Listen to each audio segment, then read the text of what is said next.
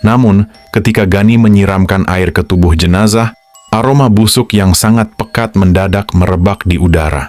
Bau itu bukan sekedar bau mayat biasa, melainkan aroma menyengat menyerupai kotoran manusia dan comberan menjadi satu.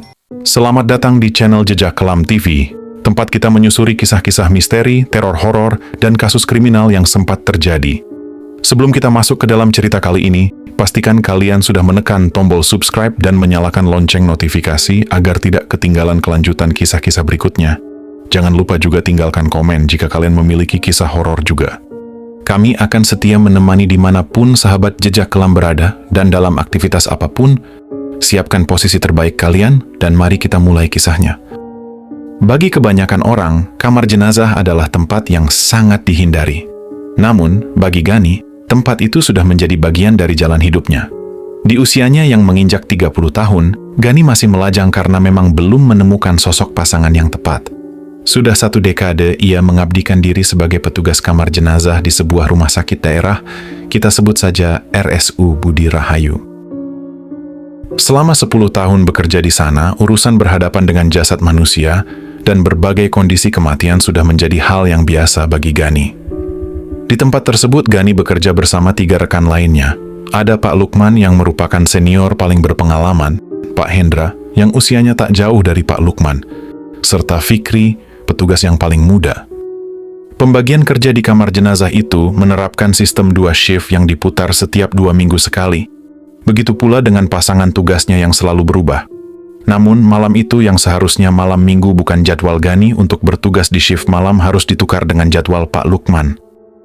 Ibu dari Pak Lukman mendadak jatuh sakit dan harus dirawat di rumah sakit luar kota, sehingga Pak Lukman harus segera pulang ke kampung halaman.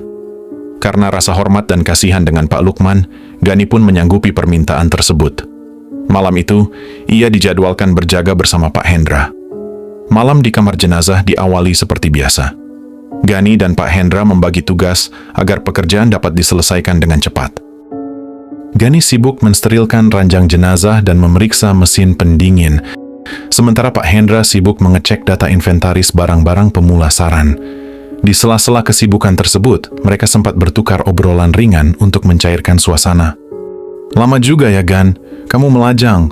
Belum ada hilal mau nyari calon," gurau Pak Hendra sambil mencatat berkas di mejanya. Gani tertawa kecil. "Belum ketemu yang pas aja, Pak. Lagi pula kerjaan kita begini, kadang cewek suka mikir 2 kali kalau tahu kerjanya di kamar jenazah," jawab Gani. "Ah, bisa saja kamu, Gan. Yang penting kan niatnya baik, nanti juga ketemu," balas Pak Hendra tersenyum. Karena malam itu tidak banyak aktivitas, rasa kantuk mulai merayap pelan. Menyadari hal tersebut, Pak Hendra akhirnya meminta Gani untuk keluar sebentar membeli kopi dan gorengan di depan area rumah sakit. Di depan RSU Budi Rahayu saat malam hari memang banyak pedagang gerobak yang berjualan, mulai dari bakso, mie ayam, hingga kopi dan gorengan. Gani pun melangkah keluar. Untuk sampai ke gerbang depan, ia harus menyusuri lorong rumah sakit yang mulai sepi, melewati beberapa ruang rawat inap, area poliklinik, hingga akhirnya sampai di area lobi utama. Saat langkah kakinya tiba di area poliklinik yang sudah tutup karena operasional siang telah usai, mata Gani menangkap pemandangan yang tidak biasa. Di dekat salah satu tiang penyangga lorong, terlihat seorang pria tua sedang duduk bersandar sendirian. Pria itu bertubuh kurus kering, berkepala agak botak dengan sisa-sisa rambut yang sudah memutih. Pria tua itu duduk terkulai sambil sesekali batuk kering. Gani menghentikan langkahnya sejenak merasa heran. Mengapa ada seorang lansia duduk sendirian di poliklinik yang sudah tutup pada jam malam seperti ini? Namun Gani mencoba berpikir positif. Ia menduga pria tua itu mungkin sedang menunggui keluarganya yang sedang mengurus administrasi atau mengambil obat. Tanpa mau berpikir lebih jauh, Gani melanjutkan langkahnya menuju gerbang depan. Di luar rumah sakit, suasana cukup ramai oleh pengunjung rumah sakit dan warga sekitar yang mencari makan malam. Gani harus mengantri beberapa saat sebelum akhirnya mendapatkan gorengan hangat dan 2 gelas kopi. Setelah pesanan siap, Gani berjalan kembali menuju kamar jenazah melewati rute yang sama. Namun, ketika kembali melintasi area poliklinik, Gani mendapati pria tua tadi masih berada di posisi yang sama. Pria itu tetap duduk bersandar sendirian dekat tiang sambil batuk-batuk pelan. Rasa iba pun muncul di hati Gani. Karena tidak tega melihat lansia terlantar di lorong sepi, Gani akhirnya menghampiri pria tersebut. "Bapak, ngapain duduk di sini sendirian? Sama siapa, Pak?" tanya Gani ramah seraya membungkukkan badan. Pria tua itu mendongak pelan, menatap Gani dengan mata yang tampak sayu. "Saya di sini sendiri, Mas. Lagi nunggu," jawabnya dengan suara lirih. "Loh, keluarga Bapak kemana?" tanya Gani lagi. "Saya lagi nunggu keluarga saya, Mas. Belum ada yang datang," jawab pria itu singkat. Gani mengangguk paham. "Nama Bapak siapa?" "Nama saya Suro," jawab pria tua itu. Mendengar hal itu, Gani menyuruh Pak Suro untuk tetap menunggu di tempat tersebut. Gani berjanji akan mendatangi bagian pendataan dan meminta perawat untuk membantu menghubungi keluarga Pak Suro. Pria tua itu hanya mengangguk pelan. Gani segera kembali ke kamar jenazah untuk menyerahkan kopi dan gorengan kepada Pak Hendra. Setelah itu, ia berjalan ke bagian pendataan pasien untuk mencari tahu informasi tentang pria tua tadi. "Mbak, mau tanya, ada pasien yang namanya Pak Suro nggak? Kasihan beliau sendirian duduk di area poli," kata Gani kepada petugas admin. Petugas administrasi tersebut segera mengecek data sistem di komputernya. Setelah memeriksa beberapa kali, ia menggelengkan kepala. "Nggak ada, Mas Gani. Nggak ada pasien masuk atau rawat jalan atas nama Pak Suro hari ini." Gani berkerut dahi. "Masa nggak ada, Mbak? Jelas-jelas saya baru aja ngobrol sama bapaknya di dekat poli. Beliau bilang lagi nunggu keluarganya." Perdebatan kecil pun terjadi di antara mereka. Karena merasa yakin dengan penglihatannya, Gani akhirnya mengajak petugas admin tersebut untuk mengecek langsung ke lokasi.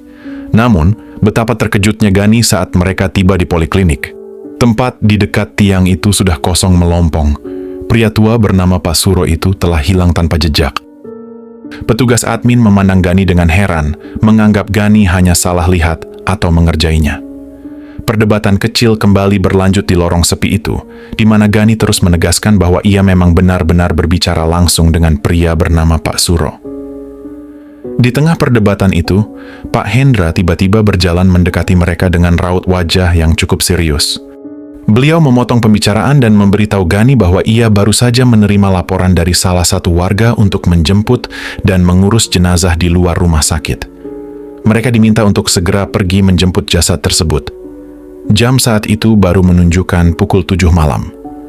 Gani dan Pak Hendra segera menaiki mobil ambulans dan meluncur menuju lokasi, sebuah pemukiman yang kita sebut saja Desa Pandanwangi. Sesampainya di lokasi, suasana di salah satu rumah warga tampak ramai oleh orang-orang yang berkumpul. Seorang pria berusia sekitar 45 tahun bernama Iwan menyambut kedatangan petugas. Iwan, yang merupakan anak dari almarhum, mempersilakan Pak Hendra dan Gani untuk masuk ke dalam rumah. Di dalam rumah, Iwan menjelaskan bahwa ayahnya baru saja meninggal dunia tadi sore. Pihak keluarga memutuskan untuk menyerahkan seluruh proses pemulasaran jenazah kepada pihak rumah sakit. Mendengar permintaan tersebut, Gani sempat merasa heran. Biasanya, jika ada warga yang meninggal di rumah sendiri, proses pemandian dan pengkafanan akan diurus oleh tokoh agama setempat atau keluarga inti. Sangat jarang ada keluarga yang meminta rumah sakit mengambil jasad yang meninggal di rumah hanya untuk dimandikan. Namun, karena hal tersebut merupakan bagian dari tugas pelayanan, Gani tidak bertanya lebih lanjut. Gani melangkah masuk ke dalam kamar. Di atas ranjang, terlihat sesosok jasad telah ditutupi oleh selembar kain jarik. Dibantu oleh beberapa warga setempat, jasad tersebut diangkat dengan hati-hati dan dimasukkan ke dalam mobil ambulans untuk dibawa ke Rumah Sakit Budi Rahayu. Sepanjang perjalanan pulang di dalam ambulans, Gani membuka suara. "Pak, kok aneh ya? Kenapa keluarganya nggak mau ngurus sendiri jenazahnya di rumah?" Pak Hendra yang duduk di samping kemudi menjawab santai. "Ya nggak tahu, Gan. Tadi infonya cuma suruh jemput. Ya, kita jemput. Palingan keluarganya nggak mau ribet, jadi diserahkan ke rumah sakit." Sesampainya di kamar jenazah, jasad tersebut diturunkan dari ambulans dan didorong menuju ruang pemandian.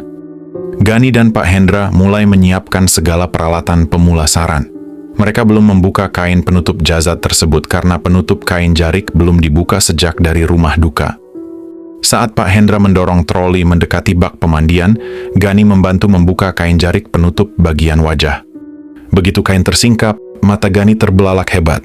Tubuhnya gemetar dan ia spontan berteriak kencang, "Astaghfirullahalazim." Pak Hendra yang kaget terlonjak memandangi juniornya. "Heh, kenapa kamu ini, Gan? Pakai teriak-teriak begitu?" Gani melangkah mundur ketakutan hingga punggungnya membentur troli peralatan mandi. Jarinya menunjuk gemetar ke arah wajah jenazah. Itu, Pak." "Itu apa sih?" seru Pak Hendra bingung. "Itu Pak Suro. Pak Suro yang saya temui di poli tadi, Pak," bisik Gani dengan napas memburu. Pak Hendra menghela napas panjang, menganggap Gani bertindak berlebihan. "Ya memang ini jenazah almarhum Pak Suro. Ada apa sih kamu ini? Kayak baru pertama kali lihat jenazah aja." "Sumpah Pak, ini bapak-bapak yang tadi duduk di poli. Dia bilang lagi nunggu keluarganya, makanya tadi saya debat sama orang admin," seru Gani meyakinkan. Pak Hendra menggelengkan kepala. "Ngaco kamu ini, Gan. Pak Suro ini sudah meninggal dari tadi sore di rumahnya karena stroke. Mana mungkin beliau jalan ke poliklinik rumah sakit. Sudah, jangan aneh-aneh. Ayo cepat kita selesaikan pekerjaan ini." Pak Hendra mengabaikan kepanikan Gani. Sementara itu Gani berdiri mematung dengan bulu kuduk yang berdiri. Pria tua yang diajaknya bicara beberapa puluh menit lalu, ternyata adalah jasad yang kini terbujur kaku di depannya. Dengan perasaan merinding hebat, Gani mendekati meja pemandian. Sebelum memulai prosesi, Gani dan Pak Hendra membaca doa bersama untuk almarhum. Perlahan, kain jarik diganti dengan kain penutup khusus pemandian. Saat itulah Gani melihat kondisi fisik jasad Pak Suro yang tidak biasa. Kedua mata jenazah itu melotot terbuka dan mulutnya menganga lebar. Biasanya, jika seseorang baru saja meninggal beberapa jam, tubuhnya belum terlalu kaku, sehingga mata dan mulut masih bisa ditutup atau diikat dengan kain. Gani mencoba mengusap kelopak mata Pak Suro agar terpejam, tetapi kelopak mata itu tetap terbuka. Gani juga mencoba mendorong rahang bawahnya ke atas agar mulutnya mengatup, namun rahang tersebut terasa sangat kaku dan menolak untuk ditutup. "Pak, mata sama mulutnya nggak mau menutup," panggil Gani. Pak Hendra berkerut dahi. "Masa sih? Katanya baru meninggal sore tadi, harusnya belum sekaku ini." Pak Hendra mencoba turun tangan menekan rahang almarhum, tetapi hasilnya sama saja. Rahang itu mengunci keras. Karena mereka tidak diwasiati apapun oleh keluarga almarhum Pak Suro, mereka memutuskan untuk memandikan jasadnya terlebih dahulu. Keduanya mengenakan alat pelindung diri, APD, lengkap sesuai standar operasional. Gani menyambungkan selang air ke keran, sementara Pak Hendra bersiap membasuh. Awalnya prosesi berjalan lancar. Namun, ketika Gani menyiramkan air ke tubuh jenazah, aroma busuk yang sangat pekat mendadak merebak di udara. Bau itu bukan sekedar bau mayat biasa, melainkan aroma menyengat menyerupai kotoran manusia dan comberan menjadi satu. Gani mencoba menahan dan tetap fokus. Ia sempat membatin, apakah Pak Suro memiliki riwayat penyakit diabetes atau luka yang sudah membusuk di tubuhnya. Namun berdasarkan data medis dan keterangan keluarga, Pak Suro tidak memiliki riwayat diabetes dan murni meninggal dunia akibat serangan stroke. Pak Hendra menghentikan gerakannya, memberi isyarat kepada Gani untuk membasuh seluruh tubuh jenazah dari ujung kepala hingga kaki, berharap bau tersebut bisa larut oleh air. Namun aroma busuk itu justru semakin tajam menyengat hidung. Mereka mengecek seluruh lipatan tubuh Pak Suro untuk mencari sumber bau, tetapi tidak ditemukan luka apapun. Tubuh jenazah tampak bersih secara fisik. Akhirnya mereka memutuskan menggunakan bubuk kamper khusus pemandian jenazah untuk menyamarkan bau. Gani mengisi bak penampungan air yang besar dan menaburkan kamper di dalamnya. Saat mereka melanjutkan memandikan, keanehan berikutnya muncul. Ketika Gani hendak membersihkan bagian tangan dan kaki, anggota tubuh Pak Suro mendadak menjadi sangat kaku dan mengapit kencang ke arah badan. Tangan dan kakinya mengunci rapat seolah menolak untuk dibersihkan. "Gimana ini, Pak? Tangannya kaku banget, nggak bisa dibuka," tanya Gani bingung. "Jangan dipaksa, Gan. Kalau memang kondisinya begini, kita usahakan basuh bagian luar sebisanya saja," jawab Pak Hendra yang mulai merasa ada yang tidak beres. Bau busuk yang menguar kian hebat membuat Gani dan Pak Hendra harus menahan mual luar biasa di balik masker mereka. Saat Gani kembali menyendok air dari dalam bak penampungan menggunakan gayung untuk disiramkan, ia mendadak terkejut setengah mati. "Astaghfirullahaladzim," teriak Gani. Pak Hendra menoleh cepat. "Kenapa lagi, Gan?" "Itu, Pak. Airnya kok berubah jadi hitam begini?" tunjuk Gani. Air yang keluar dari keran dan mengalir di dalam bak yang tadinya jernih, seketika berubah warna menjadi hitam pekat menyerupai air comberan busuk. Pak Hendra terbelalak. Loh, kok bisa gini? Apa pipanya ada yang bocor? Kalau pipa bocor nggak mungkin airnya keluar deras begini, Pak. Harusnya airnya mati, bisik Gani gemetar. Pak Hendra yang mulai tidak tenang akhirnya menyuruh Gani untuk keluar ruangan dan memeriksa saluran air bersama pihak keamanan dan teknisi rumah sakit. Setelah Gani melangkah keluar ruangan, Pak Hendra tinggal seorang diri di dalam kamar pemandian untuk membersihkan sisa air kotor di bak. Pintu ganda kayu ditutup rapat, menciptakan kesunyian yang mencekam. Tiba-tiba, Pak Hendra merasakan bagian belakang lehernya ditiup oleh udara dingin yang menyerupai helaan napas seseorang yang berdiri tepat di belakangnya. Pak Hendra menoleh cepat, namun ruangan itu kosong. Hanya ada dirinya dan jasad Pak Suro. Beliau mencoba mengabaikan kejadian itu dan kembali membungkuk. Namun, lehernya ditiup untuk kedua kalinya. Kali ini seperti ada orang yang berdiri di belakangnya dan meniup lehernya dengan sengaja. Bulu kuduk Pak Hendra berdiri meremang. Beliau mengucap istighfar berkali-kali sambil mempercepat pekerjaannya. Tepat saat suasana semakin senyap, dari arah luar pintu mendadak terdengar suara batuk kering seorang pria tua. Pak Hendra mematung di tempat. Ia memberanikan diri berjalan ke pintu dan memeriksa lorong, namun tidak ada siapa-siapa di sana. Ketika Pak Hendra berbalik kembali mendekati meja pemandian, langkah kakinya seketika terkunci. Di atas meja, kepala Pak Suro yang tadinya menghadap lurus ke atas, kini telah tertekuk miring secara ekstrim ke arah pintu. Kedua matanya yang melotot dan mulutnya yang menganga tampak menatap lurus ke arah Pak Hendra. Pak Hendra gemetar hebat. Ia berusaha membetulkan posisi kepala tersebut, namun leher jasad itu kaku dan keras. Karena merasa tidak nyaman dan ketakutan, Pak Hendra segera mengganti kain basah dengan kain penutup kering, lalu berjalan keluar dari kamar pemandian. Beliau duduk di selasar luar sambil meminum kopi dingin demi menenangkan jantungnya yang sedari tadi berdegup kencang. Tak lama kemudian Gani kembali dan menjelaskan bahwa seluruh saluran air di rumah sakit sebenarnya normal dan isinya penuh. Tak ada pilihan lain, Gani dan Pak Hendra akhirnya dengan dibantu oleh 2 orang satpam menarik selang panjang dari kamar mandi umum terdekat untuk mengisi bak pemandian jenazah. Gani tidak menceritakan kejadian air comberan itu kepada para satpam dan hanya beralasan bahwa keran air di ruang pemandian sedang rusak. Setelah bak terisi air jernih, proses memandikan jenazah Pak Suro akhirnya dapat diselesaikan tanpa hambatan. Jasad Pak Suro kemudian dipindahkan ke ruang pemulasaran untuk dikafani. Gani dan Pak Hendra mengukur panjang tubuh jenazah dari kepala hingga kaki, lalu memotong kain kafan dengan ukuran yang sudah dilebihkan sesuai standar.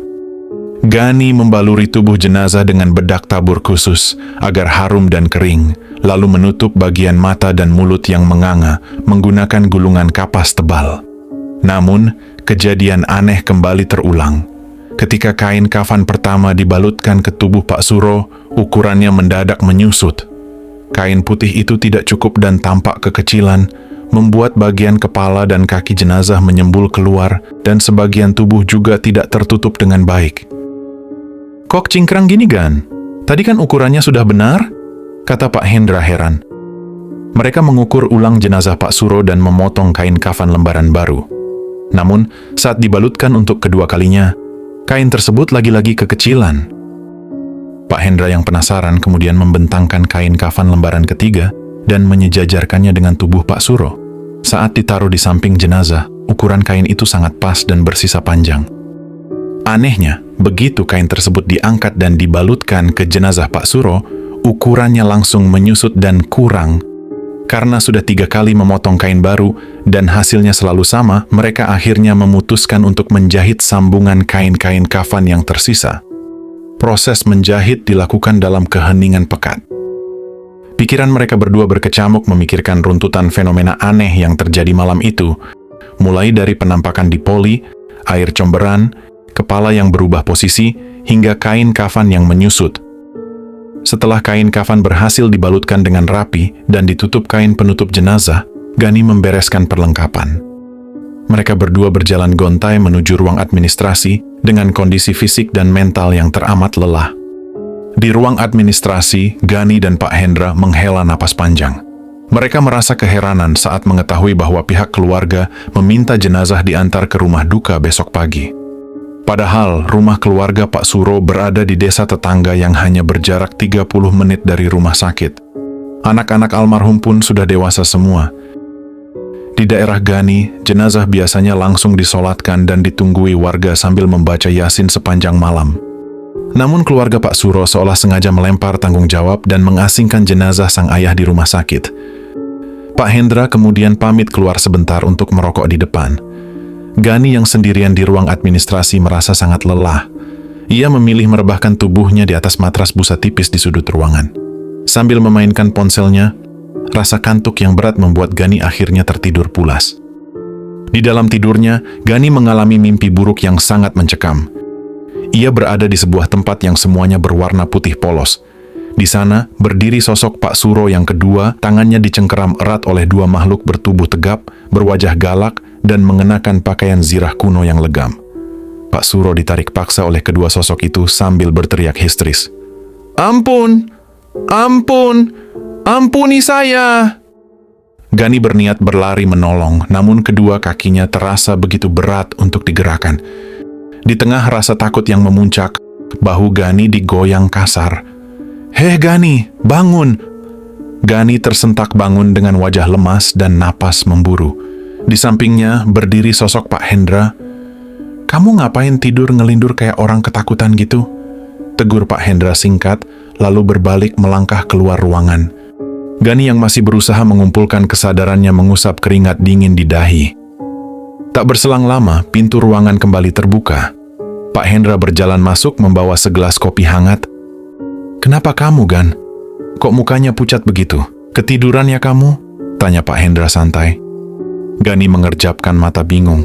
"Hah? Kan Bapak yang tadi baru saja bangunin saya, Pak." Pak Hendra mengernyitkan dahi. "Bangunin kamu? Aku lo baru aja masuk ke ruangan, baru balik ke sini lagi."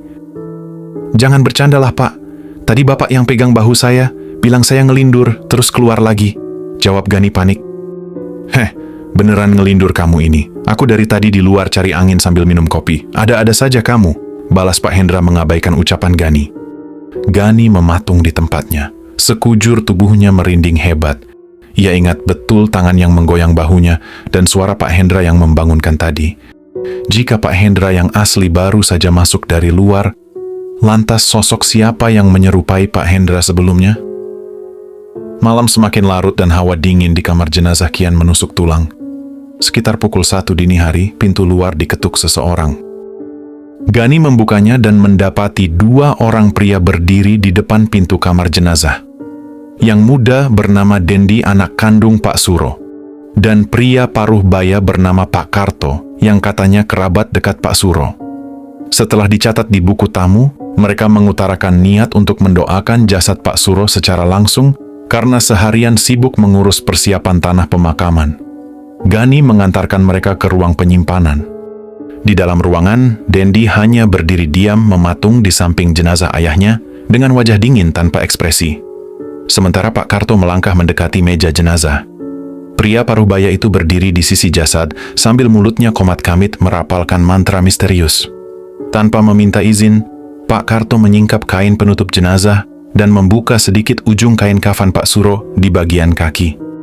Ia mengeluarkan sebuah botol minyak kecil seukuran jari kelingking, mengocoknya, lalu mengoleskan cairan minyak tersebut ke bagian kaki dan kepala jenazah. Pak Karto juga menyalakan beberapa batang dupa di bawah meja besi jenazah. "Ini cuman untuk wewangian aja, Mas. Sudah biasa di tempat kami kalau ada yang meninggal dikasih beginian," kata Pak Karto pelan. Gani dan Pak Hendra hanya tersenyum canggung. Anehnya, beberapa saat setelah minyak dan dupa terpasang, bau busuk kotoran manusia yang tadinya memenuhi ruangan mendadak lenyap total, berganti wangi semerbak minyak dan asap dupa. Namun aksi Pak Karto belum selesai. Pria tua itu berjalan ke bagian atas kepala Pak Suro. Menggunakan jempol dan jari telunjuknya, Pak Karto menekan kuat-kuat bagian jidat Pak Suro yang terbungkus kafan sambil membaca mantra. Seketika, sebuah suara erangan berat dan serak melengking keras dari balik lapisan kain kafan Pak Suro. Suara itu terdengar sangat mengerikan, menyerupai erangan sosok yang sedang marah. Pak Karto semakin memperkuat tekanannya di jidat Pak Suro hingga urat-urat tangannya menegang, sampai akhirnya erangan itu perlahan mereda dan hilang. Gani dan Pak Hendra menyaksikan ritual itu dengan tubuh gemetaran dan jantung yang tak karuan. Setelah ritual selesai, Pak Karto dan Dendi meminta izin untuk menunggui jenazah Pak Suro di dalam ruangan sampai pagi. Gani mengurus proses administrasi penungguan jenazah. Sepanjang malam suntuk, Dendi hanya duduk menunduk di atas tikar tanpa bersuara, sedangkan Pak Karto tidak pernah berhenti komat-kamit merapalkan mantra. Mereka berdua benar-benar tidak tidur sedikit pun hingga fajar menyingsing. Tepat pukul 8 pagi, waktu pergantian shift pun tiba. Fikri melangkah masuk ke ruang administrasi bersama seorang rekan bernama Yono. Yono bertugas menggantikan Pak Lukman yang sedang mengambil cuti untuk merawat ibunya di kampung. Gani dan Pak Hendra melakukan proses serah terima pekerjaan. Gani kemudian mengantar Fikri dan Yono ke ruang penyimpanan untuk memperkenalkan mereka kepada Dendi dan Pak Karto. Dendi menatap Fikri dan Yono. "Jadi, siapa nanti yang bakal mengantar jenazah ayah saya ke rumah?" Gani menyahut, "Mereka berdua ini, Mas. Fikri sama Mas Yono yang pegang shift pagi." "Oh, ya sudah. Terima kasih banyak ya, Mas, Pak. Sudah merepotkan selama saya di sini," ucap Dendi sambil tersenyum ramah. Sebelum Gani dan Pak Hendra melangkah keluar dari area kamar jenazah untuk pulang, Pak Karto mendadak menghampiri mereka. Pria parubaya itu tersenyum ke arah mereka berdua, lalu berbisik dengan nada serius, "Mas Gani, Pak Hendra, nanti kalau sudah sampai di rumah masing-masing langsung mandi ya. Pakai air yang sudah diberi campuran garam." Gani berkerut dahi. "Kenapa, Pak? Kok harus mandi pakai air garam?" Pak Karto hanya tersenyum. "Gak apa-apa, Mas. Kalian kan habis menjaga orang mati semalaman. Biar hawa-hawa lengketnya hilang dan badan kalian bisa lebih segar lagi." Gani hanya mendengar sekilas ucapan itu tanpa ingin memperpanjang percakapan. Rasa lelah yang teramat sangat membuat Gani dan Pak Hendra segera melangkah pergi menuju parkiran untuk pulang ke rumah. Sementara itu di rumah sakit, Fikri dan Yono bersiap memindahkan keranda Pak Suro ke dalam mobil ambulans. Namun ketika mereka berdua mengangkat keranda besi tersebut, kening Fikri dan Yono seketika berkerut hebat. Keranda itu terasa sangat berat, jauh melebihi beban jenazah orang dewasa pada umumnya, seolah-olah di dalamnya terisi bongkahan batu puluhan kilogram. Urat-urat di leher dan lengan Yono sampai menegang, sementara Fikri sudah terengah-engah berusaha menahan beban. "Aduh Yon, kok berat banget ini mayat? Gak kuat aku kalau cuma berdua," keluh Fikri sambil menahan napas. "Sama Fik, beratnya gak wajar ini," balas Yono dengan wajah memerah. Karena tidak sanggup mengangkatnya sendiri, Fikri akhirnya terpaksa memanggil 2 orang petugas satpam yang sedang berjaga di dekat lobi untuk meminta bantuan. Dibantu oleh 2 orang satpam dengan napas yang sama-sama keberatan mengangkat, keranda besi itu akhirnya berhasil diangkat dan didorong masuk ke dalam mobil ambulans. Perjalanan menuju rumah duka memakan waktu sekitar 30 menit. Namun, di tengah perjalanan, Yono mendadak merasa kemudi ambulans menjadi sangat berat dan berguncang pelan. Hingga akhirnya, mobil ambulans yang dikendarai Yono tiba dan berhenti tepat di pekarangan rumah duka. Saat Yono turun bersama Fikri, mereka berdua mendadak tertegun. Suasana di rumah duka Pak Suro begitu sepi. Pelayat yang datang jangankan sampai 20 orang, 10 orang pun rasanya tidak ada. Itu juga sudah termasuk anak-anak Pak Suro sendiri, karena biasanya para pelayat sudah berkumpul untuk menyambut dan mengurus jenazah. Namun hampir tidak ada warga sekitar terlihat sedang melayat. Apa yang sebenarnya terjadi? Fikri dan Yono akan berhadapan dengan serangkaian kejadian tak masuk akal yang menanti mereka sepanjang prosesi pemakaman Pak Suro. Kelanjutan kisah mengerikan ini dituturkan langsung berdasarkan pengalaman yang dialami oleh Fikri. Kisah ini masih akan terus berlanjut, simak kisah selengkapnya di part 2.